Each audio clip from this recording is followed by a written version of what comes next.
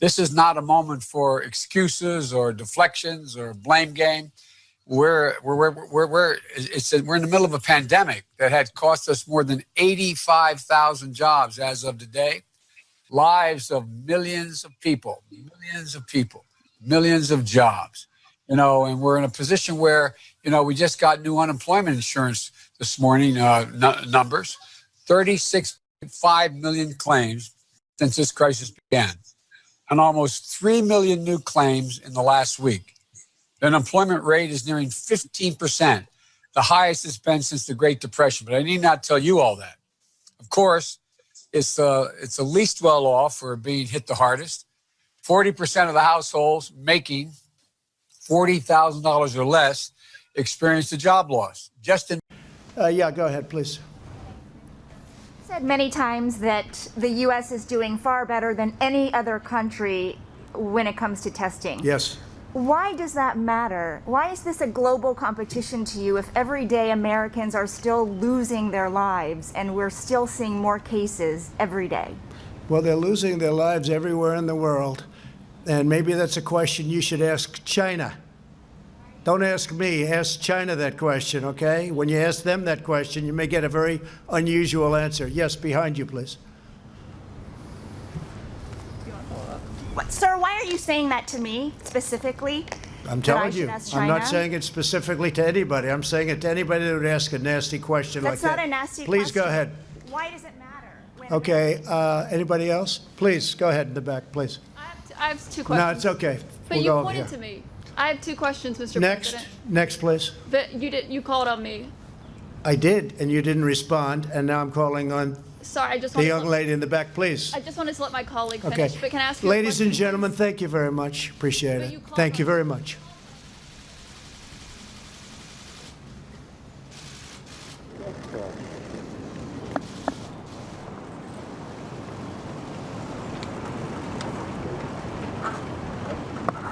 Yes. White House staff yesterday were asked to wear masks around the West Wing, except when they were seated at their desks. I can't help but notice you're not wearing a mask. What's the reason for that? Is that a television thing, or? No, it's because I'm distanced from you. You'd probably have a hard time hearing from me right now should I have a mask on and that be muffled. I'm delivering information to the American people. I'm an appropriate distance away. I had a negative test today. I had a negative test yesterday, and I'm in an okay place. Yes. Kayleigh, in a previous life, before you were press secretary, you worked for the campaign, and you made a comment, I believe, on Fox, in which you said President Trump will not allow the coronavirus to come to this country. Given what has happened since then, obviously, would you like to take that back? Well, first, let me note, I was asked a question on Fox Business about the president's travel restrictions. I noted what was the intent behind those travel restrictions, which is we will not see the coronavirus come here. We will not see terrorism come here, referring to an earlier set of travel restrictions. I guess I would turn the question back on the media and ask similar questions. Does Vox want to take back that they proclaim that the coronavirus would not be a deadly pandemic? Does the Washington Post want to take back that they told Americans to get a grip, the flu is bigger than the coronavirus? Does the Washington Post likewise want to take back that our brains are causing us to exaggerate the threat of the coronavirus? Does the New York Times want to take back that fear of the virus may be spreading faster than the virus itself? Does NPR want to take back that the flu was a much bigger threat than the coronavirus? And finally, once again, the Washington Post, would they like to take back that the government should not respond aggressively to the coronavirus? I'll leave you with those questions, and maybe you'll have some answers in a few days. Thanks. I'm just trying to get by on the sidewalk, that's all. You shouldn't be here, you fake news. You stopped airing the Trump briefings and you keep airing Cuomo briefings. Go home, you fake news. Go home. You're destroying something in Long Island. You are the enemy of the people. You are fake news. You are the enemy. We all know it. You are fake news. We know about your liberal agenda. We know you want to keep your job. We get it. You're not getting advertiser dollars in right now. You're not going to answer, so you're just going to go live. Yes, I am getting a paycheck. I'm very happy, but other people are not getting paychecks, and they're not getting. Here. You used to be a good channel at one time. You allow people. I don't know what happened to you. Don't Stop. Stop airing. No, you're a hack. You're a fake journalist. You're supposed to be unbiased. You're not unbiased. You let so much crap fly on your Facebook page. It's disgusting. You're disgusting. You're the virus. Hey, Ego neutral. There we go. Fuck you. Away, you're within 6 feet. Yeah. Put me on TV too. My name is Rich. I'm looking like Joe. Kevin, tell the truth, Kevin. Come on. Fake news is not essential. Fake news is not essential. Fake news is not essential. Fake news is not essential. Fake news is not essential. Fake news is not essential. So what we talked about earlier, Kevin. Come on. On that, this is a question from Fox of what impact should this have on Vice President Biden's campaign for president? Every reporter in the country now needs to ask him a legitimate question. He needs to come out of hibernation, and they need to ask Vice President Biden, what kind of person eavesdrops? Is that something that we think is a legitimate function of government, to eavesdrop on your opponents without a warrant, to illegally unmask them and listen to their private conversation? No, from the very beginning, General Flynn's been treated very poorly by his country. A guy who served 33 years has been treated very poorly. But this is an abuse of power that should not rest, and it should make every American worry that if Vice President Biden were elevated to the top office, would he again use this kind of power on political opponents? And the other side needs to realize this is exactly what they're accusing President Trump of, but he was actually acquitted on that charge. They have now found that Vice President Biden is guilty of using government to go after a political opponent. Moment.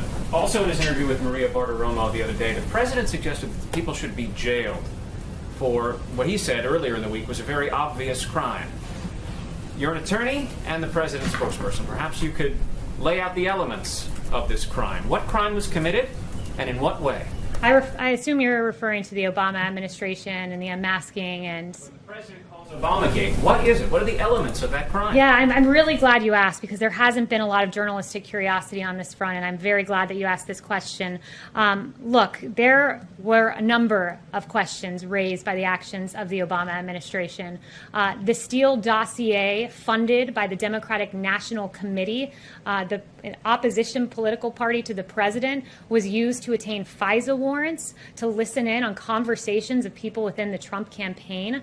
There was the unmasking the identity of Michael Flynn, and we know that in a January 5th meeting in the Oval Office with President Obama, Sally Yates from the Department of Justice learned about the unmasking, not from the Department of Justice or from the FBI. She learned about it from President Obama and was stunned and could barely process what she was hearing at the time, because she was stunned of his knowledge of that.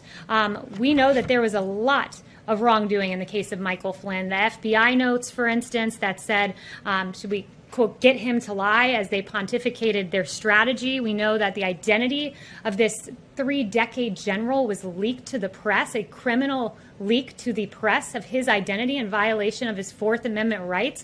These are very serious questions. They've been ignored by the media for far too long, and I'm very glad that I think that is the second question that I have fielded on Lieutenant General Michael Flynn, because justice does matter. Those questions, they matter. To be clear, I heard you mention one thing you said was criminal, and that was what? The one thing that I've said that was criminal? Right. The leaking of his name and the very real questions that have been raised. But if you want to start talking about wrongdoing in the administration, happy to go through Andy McCabe leaking to the Wall Street Journal and then lying about it. Happy to talk about James Clapper lying before Congress, saying the NSA does not monitor phone calls. That was an inaccuracy, to say the least, if not a lie. And John Brennan telling Congress that the bogus Steele dossier played no role in the Russia probe, when in fact we know it did and was the basis of attaining FISA warrants. So there's a lot of mistruths there that were said, many of them under oath. So I would point you to those and the many other real questions that I hope you all will pursue. So the president's view that those people should be jailed, the people you just mentioned? I never said that. Those are your words, not mine. But perhaps you should look into it and get me some answers. That is, after all, the job. That is, after all, the job of reporters, to answer the very questions that I've laid out, and I hope you guys will take the time to do it. Hello, my name is Jane. I'm social justice waste. Agree with me or you'll be shamed.